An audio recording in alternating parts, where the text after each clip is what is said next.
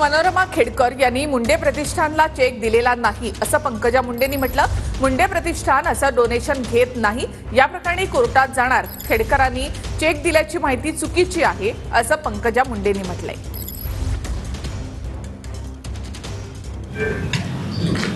स्वर्गीय गोपीनाथ मुंडे यांच्या प्रतिष्ठानाला प्रतिष्ठानाला मनोरमा खेडकर यांच्या माध्यमातून 12 लाखांचा चेक मिळाला अशा पद्धतीच्या काही बातम्या सुद्धा चालल्या। त्यावरती तुम्ही एक ट्विट देखील केलेला आहे आणि ही बातमी पूर्णपणे खोटी आहे असं म्हटलेलं आहे। नेमकं सत्य काय आहे, लोकांना काय सांगायचं आहे? हे सत्य असत्य आता याचा फैसला मी कोर्टात करेन। मी या सगळ्या चॅनल्सवर डिफर्मेशन टाकणार आहे। अशा प्रकारचा कुठलाही माझ्याकडे चेक जमा झालेला नाही। माझ्याकडे कागद आहे, त्या कागदामध्ये त्याचे डिटेल्स आहेत आणि माझ्या अकाउंटमध्ये आलेल्या पैशांचे डिटेल आहेत।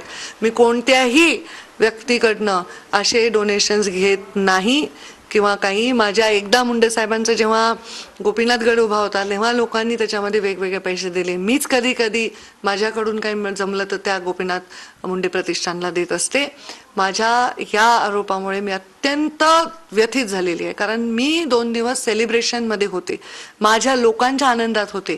महाराष्ट्राच्या गावागावात कानाकोपऱ्यात आनंद लोक साजरा करत होते आणि हा आनंद काही म्हणजे पाहवला नाही की काय अचानक त्या व्यक्ती खेडकर जे अधिकारी आहेत त्यांच्या न्यूज गेले अनेक दिवस चालू आहेत। सडनली कालच काय असा साक्षात्कार झाला कोणत्या 2-4 न्यूज चॅनलला की त्यांनी ठरवलं की हे पंकजा ताईंशी जोडायचंय।